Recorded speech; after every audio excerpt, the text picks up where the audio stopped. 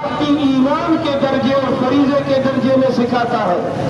یہ جہاد چلتا رہے گا قیامت تک. اور امام الانبیاء نے فرمایا اصابتان من امتی، دو گروہ ہیں احرزهم اللہ من النار، میری امت کے وہ دو گروہ جن کے لیے اللہ نے جہنم کی آگ سے آزادی کا پروانہ دے دیا. یہ عصابۃ تغزو الہند، وہ گروہ جو ہند کے غزا میں شریک ہوگا. دوسرا وعصابۃ تکون مع عیسی ابن مریم، وہ گروہ جو عیسیٰ علیہ السلام کی معیت میں دجال کا مقابلہ کرے گا.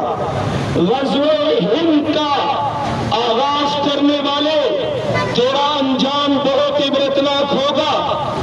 گائے کا پیشاب پینے والے تو گائے کے پیشاب کے لیے ترسے گا. وطن عزیز کی طرف میلی آنکھ سے دیکھنے والے اس وطن کا دفاع اس وطن کے باسیوں کے دلوں میں موجود ہے. اپنے مظلوم عزائم کو خاک میں ملتا ہوا تو دیکھ لے گا.